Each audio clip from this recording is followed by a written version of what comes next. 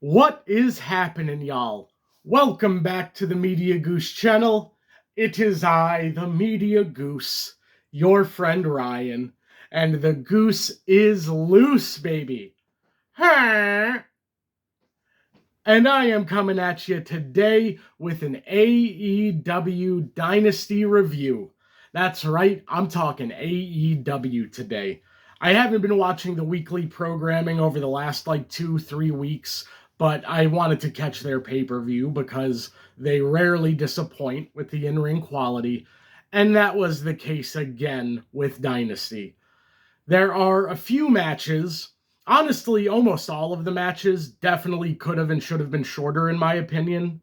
I watched back a lot of these matches the next day, but with how long this pay-per-view went, I had to rewatch the last match because the main event went so long. I tapped out. I was like, I'm good. Because it was such a long card, and I don't know. I feel like every AEW pay-per-view I watch goes too long, and there's a few matches that go as long as 10 to 15 minutes too long. So I'll mention it in the matches where I think it's the case. And the last match of the night is a big one. First match of the night, I did not have a problem with the length of the match. I didn't even write down how long this went because I was completely compelled. It was the Young Bucks versus the Don Callis family, specifically Okada and Takeshita. This match was excellent. I've made it clear before that I don't necessarily love the Young Bucks and some of the things they've said in the past, but I can't deny it. They might be the best tag team in ring that I've ever seen. And I don't like saying that. There's another tag team on this card that boasts about being the best tag team, and I'll get to them. But yeah, the Young Bucks are just excellent. They have probably the best tag team offense I've seen in terms of the moves that are doing together and everything. They've been wrestling together for so long. So many tag teams nowadays are just guys from a faction or random. So the amount of built-in chemistry they have, you can see it every time they wrestle. And with Okada and Takeshita, both guys are part of a heel faction, but either could be the top babyface if you turned them. They are both so damn good as performers. I love their dynamics together of just not liking each other. Going through some of the matches, the slapping each other while they were in the submissions was really funny.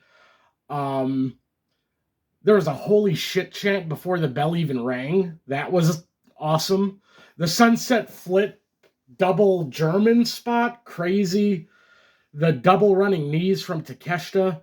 Then I wrote down, Takeshita is a future world champion, no doubt in my mind. He is one of the best wrestlers in the world. He is excellent. Whenever they turn him babyface, he's gonna be their top babyface. And then when Takeshita and Okada start fighting, it got a massive pop. It was just so good. Then they start accidentally hitting each other, and it boils down to Takeshita deciding he's gonna let the Young Bucks hit the Meltzer driver on Okada for the win. This was a great match, maybe match of the night, and just so fun to watch. This was a great way to start the card, and I don't know that any match topped this one. Yeah, that was a great match to open the show. And now we have Chris Jericho versus Ricochet. This kind of felt like it could have been a TV match, if I'm being honest. It went 19 minutes. Didn't have to go that long. This could have been a 10-minute match, maybe even less. The list is back. That's smart. That's a lot better than the Learning Tree stuff. I really hated the Learning Tree. Low-key was one of the reasons I stopped tuning in.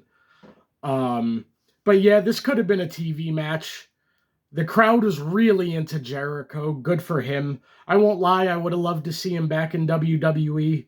I love that he's doing the list again. The list is maybe my favorite Jericho gimmick. That whole run with him and KO Kevin Owens. I wonder if because this is the list he's running back, if he'll have a best friend again. I don't know.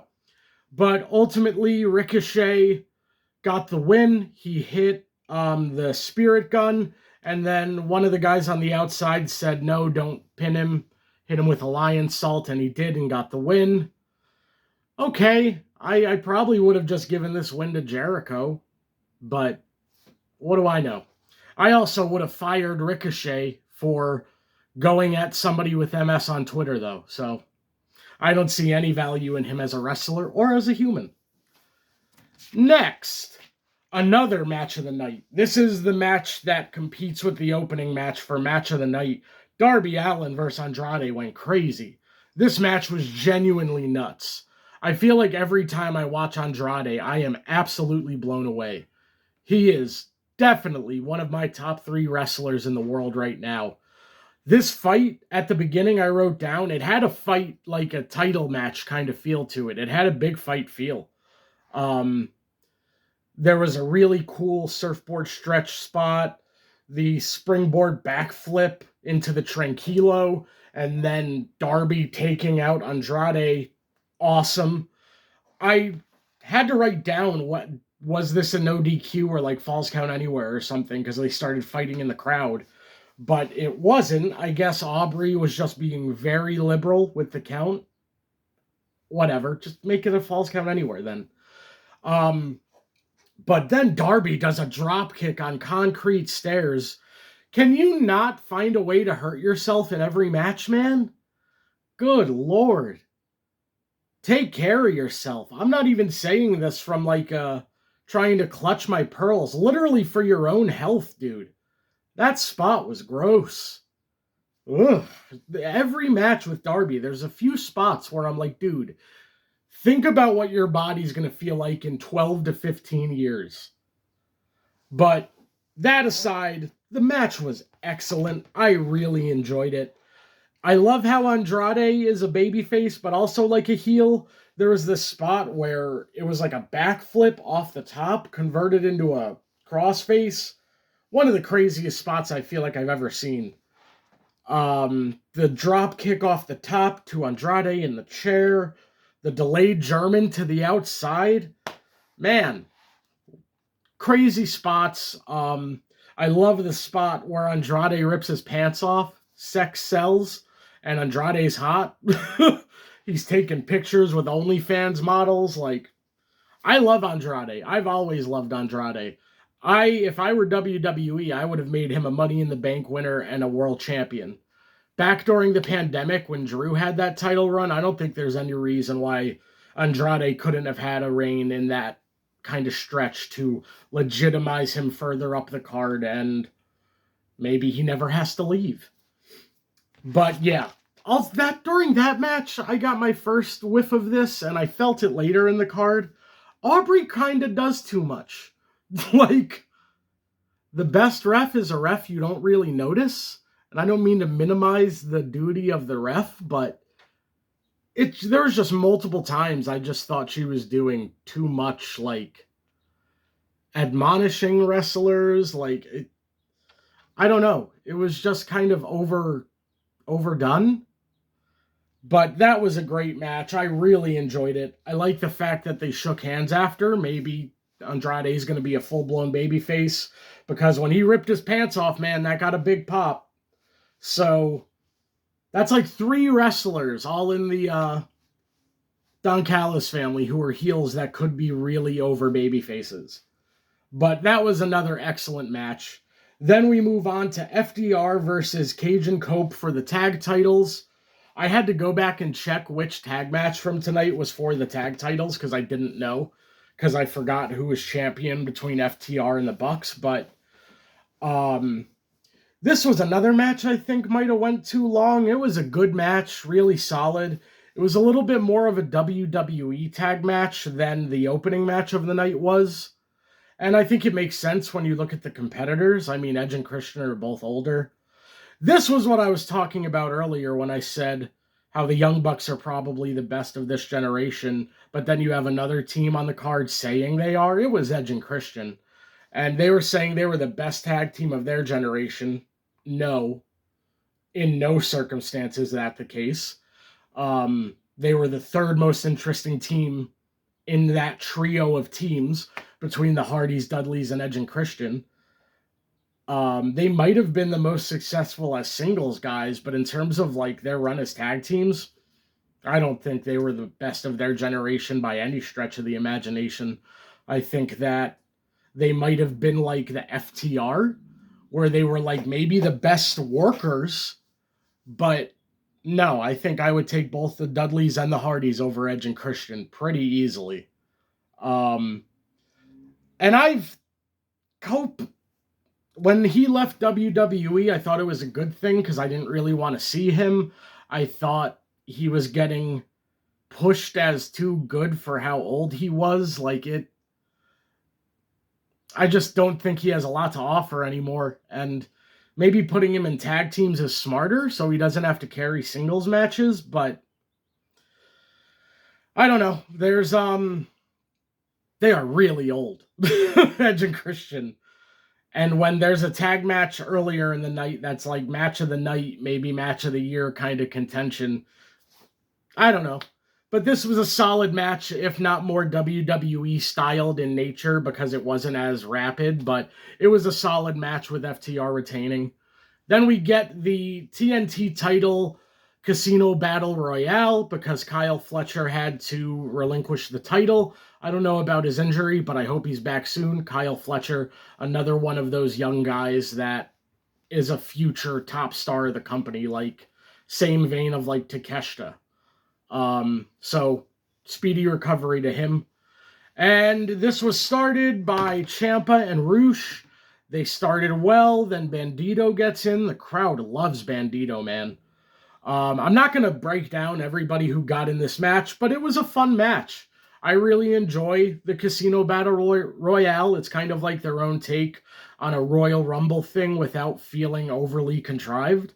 This was really fun. I think it's kind of a similar flow where people enter, they get all their stuff in, then there's a bit of a lull, and it was really well timed. I thought El Clone, he is sick. Like the way he like slows down his body and the body control is just crazy. Pac is excellent. When Daniel Garcia got in, he was really great, rolling everybody up. Anthony Bowens came in. He had a good little section. Then the Death Riders and Jet Speed went at it for a while. And speaking of Jet Speed, Kevin Knight wins. So they lost the trios titles on Collision, and Kevin Knight comes away as TNT champion. Good for Kevin Knight. I think that Speedball was like lurking in the shot after the match, so I wouldn't be surprised if they go to that match. Good for Kevin Knight. Anytime I've watched him wrestle, he's excellent. He's 29. I thought he might be younger, but that's still not old, especially not for wrestling, when wrestlers are going into their 40s nowadays. So, good for Kevin Knight. I think this is awesome for him. I think the TNT title as, like, the first singles title a guy wins makes a lot of sense, and good for Kevin Knight. I'd love to see him get a decent little run. Maybe tell some interesting stories. That would be cool. Maybe him and Mike Bailey can have a good story. Maybe there's something to be done with a different heel. Maybe one of the Death Riders. But this was a really fun match. Then we had Tekla and Jamie Hayter. This match went 16 minutes. And when I say most matches on the card could have went shorter, this is a match that almost felt like it could have went a few minutes longer, where they were almost peaking right as the match ended. But this was solid. They both lay their stuff in. This was a really hard-fought match. I've liked everything I've seen from Tekla. Very old-school heel. Really great heel. I love the work that she does. Jamie Hayter, I like a lot, and it's clear that the fans like her. What is this Brawling Birds thing? It just feels like they're doing a cosplay of the Brawling Brutes. Like Sheamus and Dunn and Bate. The sign even looked like their sign used to look when they were the Brawling Brutes. And Jamie Hayter like swigs a little sip of a beer that's left and throws a plastic cup. none of that was as cool as I think they wanted it to be. I don't know, is that, it doesn't feel genuine to her? If it is, maybe I'm just wrong, but I don't know. None of that did anything for me before the match, and it didn't necessarily feel like it fit her. But it was a good match, and I think that I'd like to see Jamie Hayter. I think of her as more of a single star than doing tag team stuff, so we'll see what's in the future for her. Then we get the Dogs versus the Conglomeration. This is the second straight pay-per-view where they're on the card and don't have to be. This whole card went so long. Their 10 minutes was not necessary. Yeah, 2 straight pay-per-views, they're on a card, and I'm like, Jesus Christ, can we wrap this up, y'all? Not everybody needs to be on the card. Kind of feels a little participation trophy-ish of like, you get on the card, you get on the card, you get on the card. No, not everybody needs to be on the card. This could have just as effectively opened Dynamite or Collision, or closed it. But it was fine, but it was like a TV quality match. Good for Kyle O'Reilly getting the trios titles. Those kind of got hot potatoed. The Dogs, I'm like, I like the people. I don't know much about the Connors guy, but I don't know. Do they care about them? It just feels like, I think this is the second straight pay-per-view. They were the match before the main event, which is like a spot you go to die, it feels like, where the crowd is like just waiting for the next match. But then we get to MJF and Kenny. 38 minutes is fucking ridiculous, guys. What the hell are we doing? I feel like every MJF match I've ever watched is like 10 to 15 minutes too long. The Hangman match went too long before, and it was another one. Is this his second straight 40-minute match to end a pay-per-view? Jesus. And the match was solid. It was really good. It was like a 4 1/4 match, but over 40 minutes, you dilute that. I watched it last night as it was airing, and I was like, the last 15 minutes were like, Jesus Christ, guys. And then I was watching it back today, and I was just fast-forwarding through all of the dead time in between big spots in the last 20 minutes. This match could have ended in 20 minutes and had been just as effective.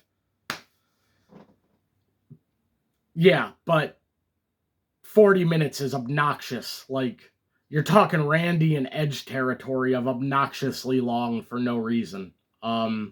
Kind of felt like MJF had to slow down for Kenny at times, if I'm being honest. Yeah,